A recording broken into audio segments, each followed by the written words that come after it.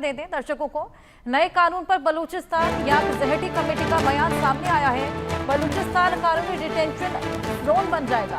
कानून संविधान के आर्टिकल 10 का उल्लंघन करता है। यूएन अन्य वैश्विक संगठनों को दखल देने की अब जरूरत है। यहाँ पर जरूरत आन पड़ी है जिस तरीके से लगातार इस तरह के कानून बन रहे हैं।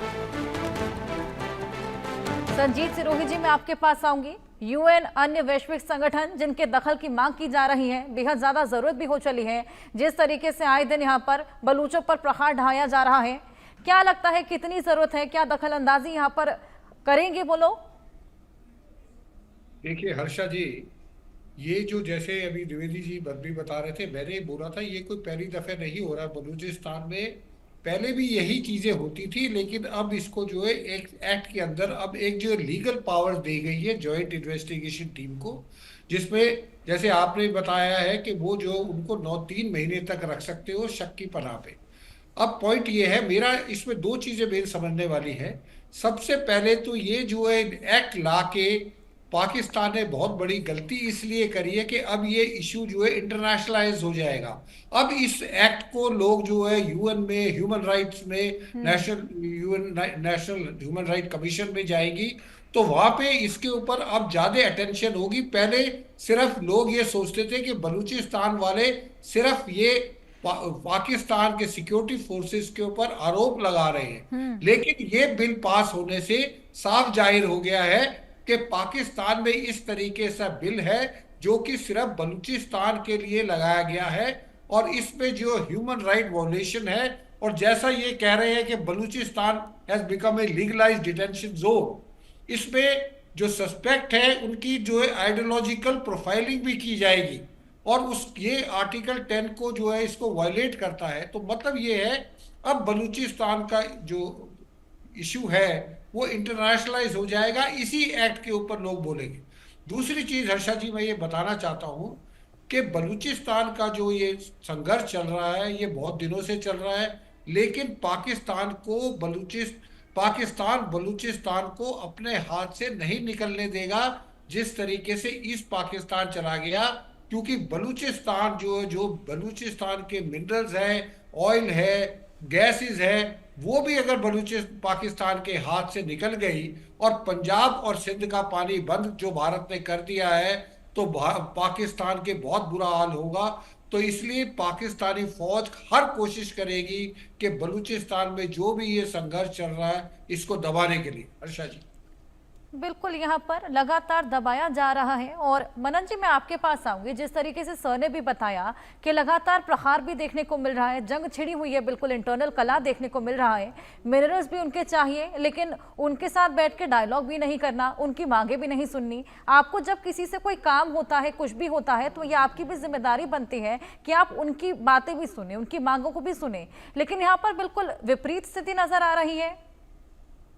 बिल्कुल यहाँ पे विपरीत स्थिति है। मैं हर्षा जी ये कहना चाहूंगा कि मैंने पहले भी बात बोली कि डिसेंट होता है, ऑल्टरनेटिव पब्लिक ओपिनियन होता है, उसको पाकिस्तान में आज से नहीं, ये पाकिस्तान का पॉलिटिकल कल्चर है, उनका राष्ट्रीय चरित्र है कि आजादी के बाद से ही जो ऑल्टरनेटिव माइनॉरिटीज हैं, अहमदिया हों या आप तो सिंध में भी बलूचिस्तान की तरह आघात और प्रहार किया जा रहा है, कश्मीर में, पाकिस्तान ऑक्यूपाइड कश्मीर में भी वहां पर बेसिक विकास की नीतियां, डेवलपमेंटल एक्टिविटी स्कीम्स, उनके तहत माइनॉरिटीज को बहुत कुछ झेलना पड़ता है। एक बात तो ये है। और सबसे बड़ी बात है कि जैसे शुरुआत में आपने लीगल बातचीत करी, तो उसमें हम देखें कि एक बहुत बड़ी जर्नलिस्ट है इटली की,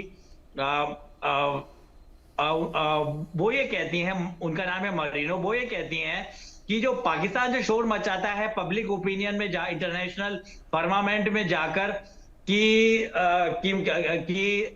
बलूचिस्तान उनका ही पार्ट है और उनका इंटरनल मैटर है, आंतरिक सुरक्षा का मामला है।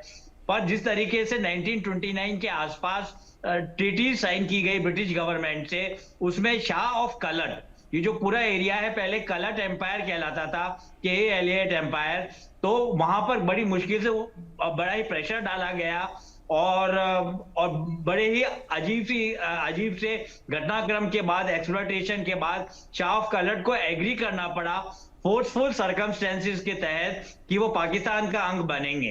तो सबसे बड़ी बात तो ये है कि जो सेसेशन है, जिस तरीके से पाकिस्तान और जो जिहादी एलिमेंट है वो भारत को ब्लेम करता है कि कश्मीर का जो हरी सिंह का जो इंस्ट्रूमेंट ऑफ एक्सेशन पे साइन किया गया वही इलीगल है, इसको क्वेश्चन करता है, जो हम तो हमारी सरकार और हमारे राष्ट्र का पब्लिक ओपिनियन नहीं मानता है। उसी तरीके से बलूच लोगों का भी यही कहना है, जो उनकी बात सही है कि बड़ी ड्यूरेस में, बड़ी ही खतरनाक कंडीशंस में और पॉलिटिकल प्रेशर में पाकिस्तान ने जबरदस्ती बलूचिस्तान को हड़पा।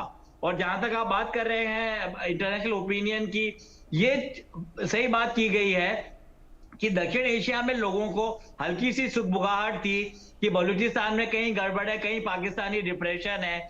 पर जिस तरीके से इन्होंने स्पेक्टेकुलर इफेक्ट, मैं बधाई देना चाहूंगा बलूची लिबरेशन आर्मी को, स्पेक्टेकुलर इफेक्ट टेररिज्म का इस्तेमाल किया है। टेररिज्म पाकिस्तान कह रहा है, जिहादी एलिमेंट कह रहा है, पर सुपर एक्टिविटी को इसको कहते हैं, जिसमें ये कि पाकिस्तान का जो इंफ्रास्ट्रक्चर है, उनके जो मिलिट्री इंस्टॉलेशन है, उनके जो ब्रिजेस हैं और उनका जो पूरे का पूरा सुपर स्ट्रक्चर है, उसी को इस्तेमाल करके पाकिस्तानी आर्मी की धज्जियां उड़ाई जा रही हैं। जैसा कि हम देखेंगे कि जो जफर ट्रेन एक्सप्रेस का भी इंसिडेंट हुआ आईडी के ब्लास्ट भी देख रहे हैं, कहीं ना कहीं बलूचिस्तान का प्रहार अब पाकिस्तान की सेना पर भी हावी पड़ने लगा है। आपके पास मैं वापस आऊंगी, एक और बड़ी खबर दर्शकों को दे रही हूँ। नए कानून से पाकिस्तान का जोरदार विरोध हो रहा है। बलूचिस्तान में नए कानून से गुस्से में है, आक्रोश लाजमी भी है, सड़कों पर उतरे हैं, जमकर प्रदर्शन कर रहे हैं। कानून को बलूचिस्तानियों को टारगेट करने वाला बताया। संजीत सिरोही जी, बलूचिस्तानी अब कह रहे हैं कि हमें टारगेट करने के लिए कानून बनाया गया है। लाजमी है, जिस तरीके से बलूचिस्तान के लोग प्रहार बरसा रहे थे, लगातार प्रदर्शन कर रहे थे, वो भी रास नहीं आ रहा था पाकिस्तान की सेना को। ऐसे में बीएलए भी लगातार प्रहार बरसा रही है, क्योंकि बीएलए की भी मांग यही है कि बलूचिस्तान अलग हो जाए। कहीं ना कहीं एक प्रोवोकेटिव स्टेप है जिस तरीके से ये पूरा कानून लाया गया है। इसके बाद तो गुस्सा और ज्यादा बढ़ेगा ही, रिटेलिएशन भी देखने को मिलेगा। जी बिल्कुल सही बोला आपने। देखिए, मैंने जैसे पहले भी कहा है कि कहीं पे भी अगर कोई प्रॉब्लम है और वहाँ के लोग उस प्रॉब्लम को दूर करने के लिए प्रदर्शन कर रहे हैं, तो किसी भी सरकार का और डेमोक्रेटिक सरकार का पहला काम बनता है कि प्रदर्शनकारियों के साथ बैठ के, उनके लीडर्स के साथ बैठ के उनकी प्रॉब्लम को सुने, उनकी प्रॉब्लम को हल निकाला जाए।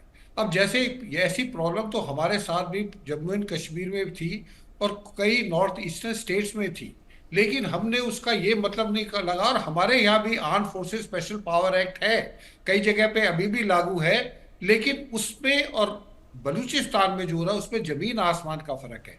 हमने हमेशा जो है सॉफ्ट ग्लव के साथ काम किया है। हमने जहाँ पे हमको जोर दिखाना था वहां पे हमने जोर दिखाया, लेकिन उसके साथ साथ जोर से ज्यादा हमने जो है ऐसे ऐसे कार्यक्रम चलाए हैं। आप जम्मू कश्मीर में जाके देखिए, सद्भावना नाम की एक जो है प्रोजेक्ट चलाया गया, जिसपे हर गांव में जाके स्कूल बनाना, बच्चों को पढ़ाई देना, जो महिलाएं हैं उनको जो है अलग अलग तरह की सिलाई सिखाना और चीजें सिखाना, ताकि वहां पे जब तक आप किसी भी प्रांत की जिनकी प्रॉब्लम है, जब तक आप उनकी इकोनॉमिक प्रॉस्पेरिटी नहीं करेंगे, उनकी माली हालत नहीं करेंगे, तो वो आपके साथ कभी मिलके नहीं चलेंगे। हर प्रदेश की कोई ना कोई प्रॉब्लम होती है, लेकिन उस प्रॉब्लम का हल सिर्फ जो फौज के जूते से सॉल्व नहीं होता, जो पाकिस्तान ने हर दफे कोशिश करी है। वो ईस्ट पाकिस्तान में उसने यही किया। 1 साल तक उन्होंने अत्याचार किया, वहां पे जो बलात्कार किए गया, लोगों को मारा गया, लूट खसोट की गई। वही चीज बलूचिस्तान में भी हो रही है। बलूचिस्तान की जो मेन प्रॉब्लम है वो पाकिस्तान की जो सरकार है, जो कि पंजाब सूबे से ज्यादातर उनकी फौज, उनके जो फ्यूडल लॉर्ड्स हैं, जो उनकी ब्यूरोक्रेसी है, जो उनका क्रीम लेयर है, वो सारा का सारा पंजाब से आता है। तो उनको सिर्फ पंजाब के बाकी प्रांत दिखाई नहीं देते।